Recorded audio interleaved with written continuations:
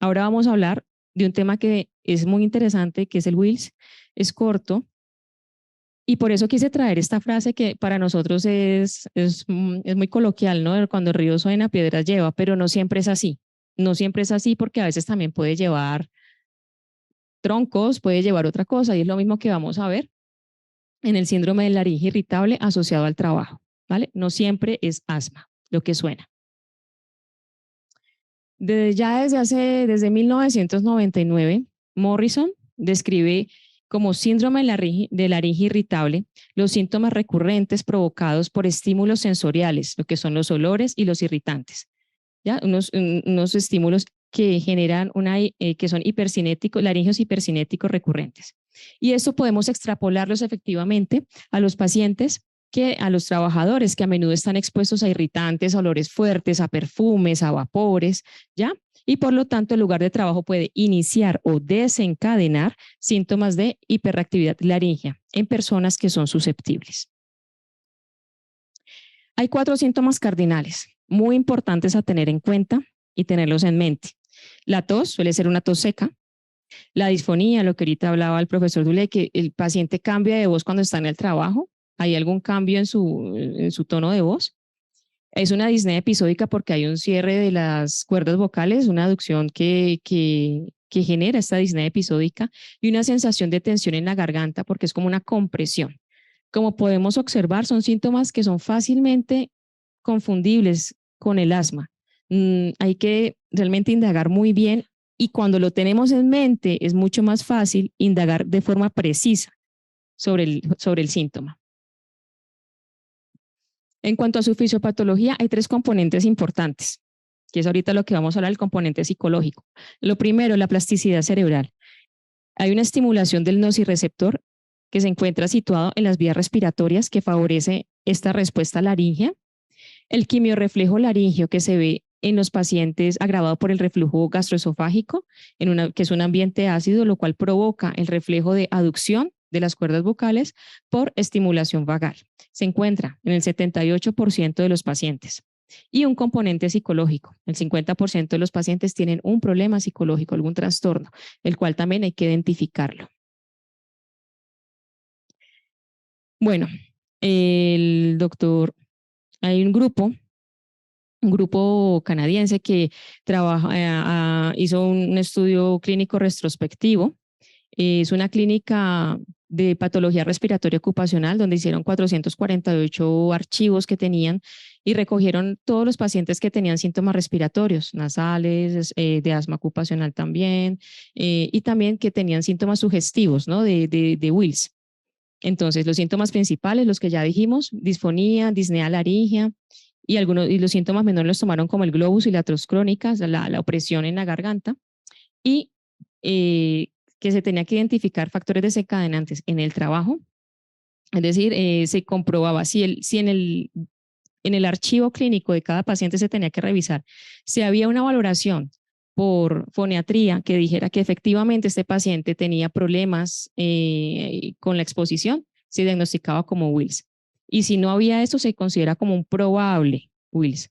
Y se excluían a todos los pacientes que tuvieran una patología laringea orgánica, que se encontraron 304 pacientes, fueron remitidos por síntomas respiratorios, los otros se descartaron y solamente de estos, 10% de los pacientes remitidos fueron diagnosticados de Wills. Se asoció que el género femenino y el reflujo gastroesofágico sí estaban relacionados y hubo los principales desencadenantes que encontraron fueron los olores, los perfumes, humos, productos de limpieza. Y 5 casos estaba relacionado el asma ocupacional con el Wills. Aquí es lo que podemos encontrar. Lo curioso fue que los pacientes que encontraron más Wills fueron los pacientes que trabajaban en la parte financiera, administrativa. Eso fue lo curioso que ellos encontraron.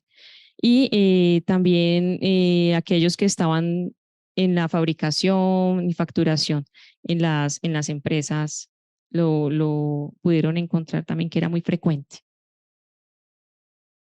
La doctora Anderson, en el 2015, hace porque normalmente está relacionado más con, bueno, con alto peso molecular, pero ella habla acerca de las proteínas, de los agentes de bajo peso molecular que efectivamente están más relacionados con esta patología y encuentra que los servicios de limpieza, o sea, yo pienso que es una profesión de bastante riesgo y es muy frecuente porque en toda parte hay estas personas que realizan esta labor, ¿ya? También aquellos que están expuestos a resinas, a los plásticos, los productos de belleza, ya por los olores fuertes, los perfumes, y que son agentes de bajo peso molecular que tenemos que tener en cuenta y que pueden favorecer la aparición del Wills. En cuanto al diagnóstico, bueno, el diagnóstico es clínico, tener en mente los 4 síntomas cardinales.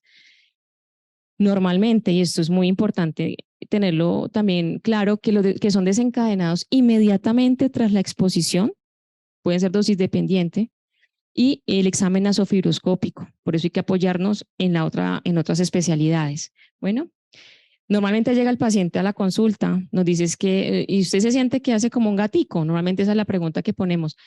Sí, doctor, yo hago como un gato. Bueno, pues no, pues ya está, pues es un asma, es facilísimo. Le damos el corticoide inhalado y el paciente no mejora. ¿Pero por qué no mejora? Pues resulta que es que hemos hecho un diagnóstico que probablemente no sea un asma, ¿no? Entonces, la ineficacia del tratamiento para el asma, eso también un dato clínico que nos podría ayudar a buscar otra causa importante como el Wills.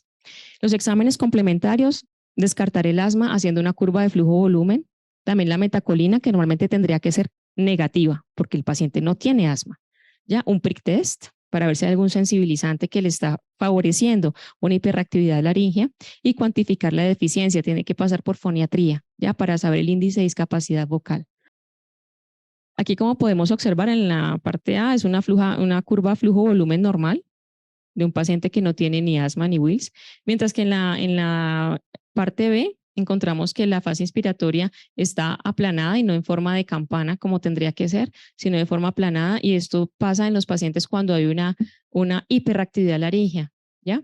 Que cambia la parte inspiratoria en la curva flujo-volumen. Entonces, esto es en forma aguda, porque si el paciente no tiene una crisis, la espirometría tiene que ser normal, si no hay un asma concomitante. Bueno, y esta tabla me pareció muy interesante porque tiene datos clínicos que nos podría ayudar a diferenciar entre el asma y la obstrucción laringea inducible. El comienzo, como les había dicho previamente, es posexposición de forma inmediata, rápido, en segundos. El asma suele ser, aunque es de forma rápida, cuando es una crisis aguda, una crisis asmática, pero es progresiva por lo general, ¿no? Es rápida, pero es más lenta. Esta no, esta es rápida, es súbita. La duración del patrón crece y disminuye y puede retroceder rápidamente en cuanto a una hiperactividad laringea, mientras que el asma suele ser prolongado y suele ir en aumento. El tratamiento con fármacos, como les dije previamente, el corticoide inhalado no sirve en el Wills. ¿Okay? Las características de respiración, esto hay que ser muy clínicos y aquí somos muy clínicos los colombianos. Un estridor morfológico en fase inspiratoria prolongada, a diferencia de las sibilancias expiratorias que podemos encontrar a la auscultación de un paciente asmático. ¿Ya? La localización regional, bueno, vía aérea superior, en cuello. Normalmente el paciente en el asma suele quejarse más de una opresión o de sensación de malestar torácico, pero también hay pacientes que se quejan a nivel de garganta y son asmáticos, o sea que poner mucho cuidado con ello. Los síntomas, dificultad para respirar, tos, opresión, que son iguales a lo de a la clínica asmática, ¿no? Son muy parecidos. Y los factores precipitantes también. Humos, vapores, polvo, puede desencadenarme perfectamente un asma, como también puede desencadenarme un Wills. Entonces, es una patología que hay que poner mucha atención y ver hacer el diagnóstico clínico nos va a ayudar muchísimo. Hacer una laringoscopia, que clínicamente, ¿qué es lo que vamos a encontrar? Un cierre de cuerdas vocales en la inspiración asociado a síntomas y ruido inspiratorio, ¿ya? Precipitado por un desencadenante relevante a lo que el paciente tenga esta, no diríamos una alergia, como esta sensibilización, ¿no? Como ese factor predisponente. La abertura glótica lo vamos a encontrar en una laringoscopia en un paciente que no tenga un Wills, una apertura glótica ampliamente permeable durante la inspiración, que es lo normal. cierto cierre al vencimiento. Bueno, en general, una laringoscopia en un paciente que no tenga un Wills es normal, ¿no? Y que no esté en un ataque agudo.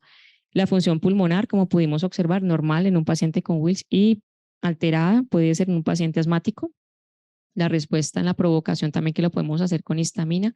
Imágenes radiográficas, bueno, los hallazgos en ATC de cierre glótico en imágenes dinámicas, que sería lo ideal también, una forma de poder confirmar el Wills.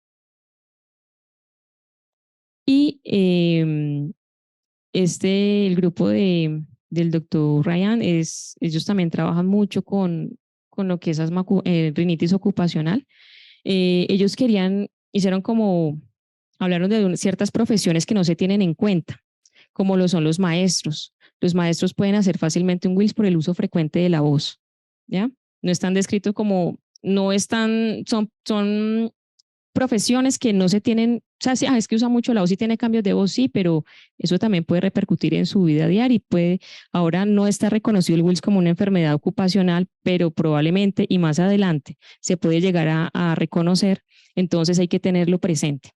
Los socorristas de la caída de las Torres Gemelas se identificaron que los socorristas que ayudaron en esta tragedia posteriormente presentaron síntomas de Wills y fue reconocido en Estados Unidos y que fue reconocido como tal de una enfermedad ocupacional. Y los deportistas de élite también tienen factores mecánicos que provocan una disfunción laríngea y muchas veces se confunde que es un asma. Bueno, entonces, en cuanto al tratamiento, ya conocemos la fisiopatología, ya sabemos de dónde tenemos que comenzar, cómo tenemos que hacer, de dónde viene, ya lo tenemos claro. Los posibles mecanismos para el Wills, ya dijimos, plasticidad de la red neuronal central, la inflamación y factores intrínsecos del paciente, por lo cual el tratamiento tiene que ser individualizado, no existe un protocolo, uno puede decir que tengo que tener en mente que el 78% de los pacientes presentan un reflujo gastroesofágico, sí. Que este paciente podría tenerlo, sí, esas son cosas que tenemos que tener en mente, pero hay que individualizar, hay que hablar con el paciente y realmente ver si cumple con los criterios. Entonces, primero, cambios ambientales en el lugar de trabajo. Segundo, tratamientos con inhibidores de bomba de protones por el riesgo de reflujo gastroesofágico. Una terapia conductual o del habla, que es lo que se manda con el foniatra. Asesoramiento terapéutico por el porcentaje, por la asociación que existe con el componente psicológico que tienen estos pacientes. Y también los modificadores neuronales que está la gabapentina y la pregabalina, que son de ya medicamentos descritos que ayudan en cuanto a esta plasticidad de la red neuronal. Bueno, las conclusiones. El diagnóstico de rinitis ocupacional es de gran importancia por las comorbilidades relacionadas, por la evolución que tiene hacia el asma, por las cefaleas crónicas, por el mal dormir, por los problemas de la trompa de Eustaquio, por todo lo que lleva el contexto, ¿no? Intentar hacer la diferencia entre rinitis ocupacional y rinitis exacerbada por el trabajo también es importante. Aún existen muchísimos interrogantes por responder. La rinitis ocupacional en la población general, el síndrome del paciente sano, del trabajador sano, no hay estudios claros. La gente deja de trabajar, se van y no preguntamos pues por qué no. Normalmente es algo curioso, pero bueno, el paciente deja y nunca informa, nunca se le dice usted puede llegar a tener rinitis, pero bueno, esto por este motivo no está, la prevalencia y la epidemiología no está muy clara. La estandarización de extractos no está, que fue una limitante que ya hablamos anteriormente, y la desensibilización en patología profesional también es un interrogante. ¿Podría servir? ¿Podría ayudar? Yo pienso que en algunos sí, pero no hay estudios concluyentes. No todo lo que pita es asma. Recordar que existe el Wills. Rinitis ocupacional y Wills son dos patologías que afectan gravemente la calidad de vida y por lo general son infradiagnosticadas. Y siempre el tratamiento debe ser individualizado porque es la clave del manejo. Muchísimas gracias.